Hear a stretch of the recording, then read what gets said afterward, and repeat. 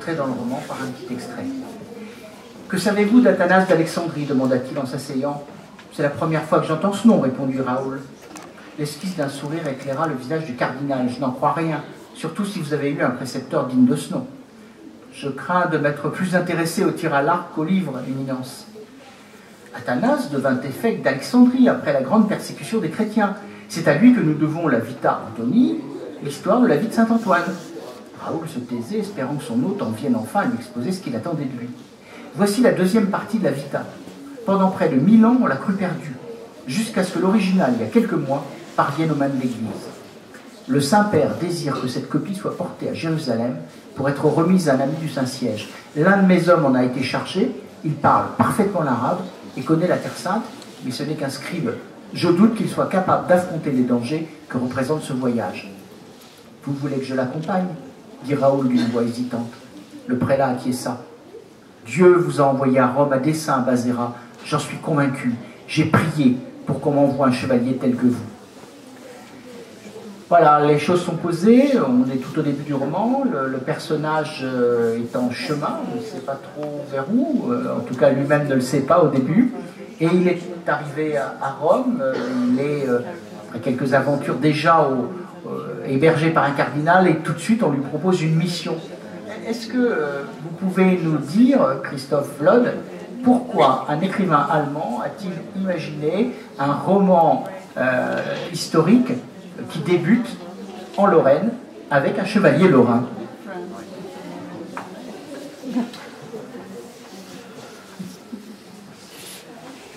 Yes. Why does a German writer write about France? To be honest, Germany does not inspire me. I sometimes think Germany is a bit boring. I need more exotic things that are not really there in Germany.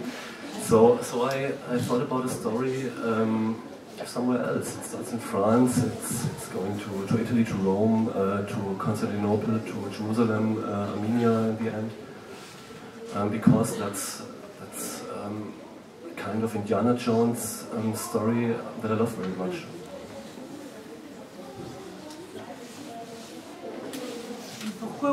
Pourquoi est-ce qu'un auteur allemand parle de la France? Eh bien, toute honnêteté, je dirais que l'Allemagne est profondément ennuyeuse et ne m'inspire pas beaucoup. Et donc c'est pourquoi j'ai été à la recherche d'un peu plus d'exotisme et j'ai choisi la France. C'est vrai que mon personnage va bien voyager, il va partir de France pour aller en Italie, à Rome, il va se retrouver en Terre Sainte, il ira même en Arménie à la fin, mais c'est un petit peu une quête à la Indiana Jones et ça me plaisait bien. Actually, I have written quite a lot of historical novels set in Germany. So Germany. I did not want to insult you. I really like your books. No, but I think you can do it. There's a lot of stuff you can exploit for your novels. Like I did it with the Brothers Grimm, for example, which is just a very German theme, and others as well. So we probably have that, but I think all of us are looking for exotic locations to set our books in.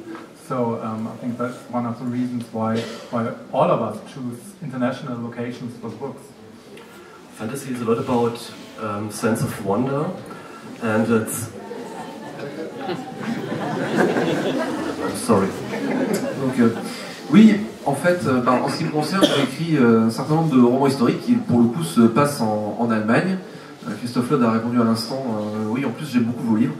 Car il reprend en disant que mes jeux, on a ce terreau en Allemagne autour des contes par exemple et du folklore, mais je pense que le problème finalement qu'on a tous, c'est qu'on cherche tout simplement des lieux et des décors exotiques pour placer nos livres. Et je pense que c'est une des raisons pour lesquelles, tous autant qu'on est, on va choisir des lieux et des décors internationaux pour nos livres.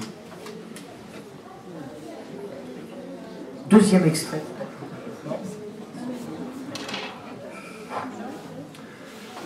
No, I think fantasy is a lot about sense of wonder, to to make the readers wonder about the things that happen. And I need to create that sense of wonder. I need special places, special characters, and for me, actually, it's easier to find them on exotic places. Je pense qu'en fantasy, le côté merveilleux joue beaucoup et est très très important. Et j'ai envie que le lecteur soit curieux. Et pour créer ce sens du merveilleux, pour créer cet émerveillement, eh bien moi j'ai besoin de lieux exotiques.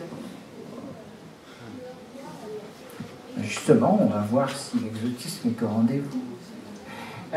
Petit extrait encore du roman de Christophe Lode. Où avez-vous appris toutes ces langues demanda Raoul. Gaspard ricana. Le latin et le grec chez les dominicains de Luc. Alors Raoul sourit aussi. Vous y étiez novice 2 ans. Ensuite, ils m'ont jeté dehors. J'avais quelques difficultés avec l'obéissance. Et le français et l'arabe, en Terre Sainte. J'ai servi un chevalier toulousain durant 3 ans, sergent d'Acre. Raoul se redressa avec surprise. Acre était tombé en 1291. Voilà déjà 12 ans. Gaspard devait donc être bien plus âgé que les 25 ans qu'il lui avait attribués lors de leur première rencontre. Il était difficile de croire que cet homme au visage lunaire pouvait avoir 30 ou 32 ans. Mon père était également un Saint-Jean d'Acre, dit-il. Comment s'appelait-il? Gérard de Bazéra. Vous ne pouvez pas l'avoir connu. Il est parti en croisade en 71 et n'y est resté que 2 ans.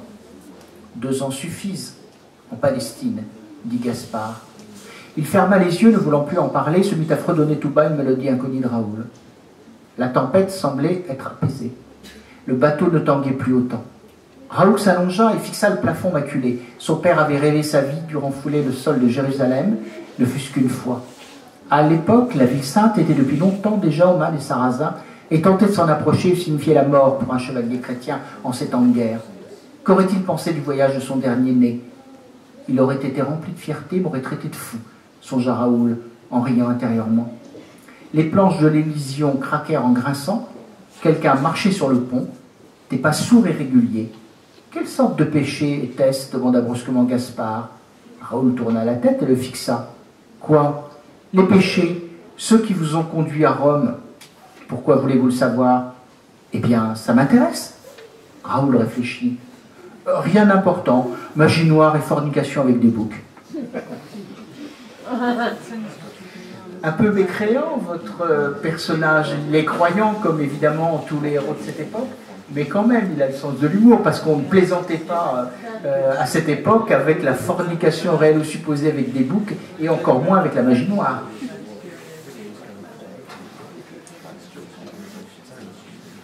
As I'm a German, I don't have any humor I know of.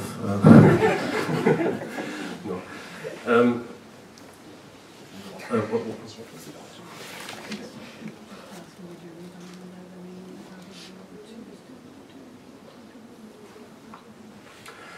This scene is a very important dialogue in the book. It's about the 2 main characters, about Raoul de Bazéra, the main character, and his companion, Gaspard, and they are on a ship, and there's a storm, and they're talking the whole night, and they learn to know each other. And I think humor is a great tool to bond readers with characters, and that's what I tried here. C'est un dialogue très très important dans le livre, parce que c'est Raoul et Gaspard qui font un voyage en bateau, ce sont les 2 principaux personnages du roman, et ils apprennent à se connaître. Donc il y a une tempête, c'est la nuit, et ils s'échangent énormément pendant cette tempête, et ils apprennent à se connaître. Et pour moi, l'humour est très important, parce que c'est ce qui permet de créer le lien avec le lecteur.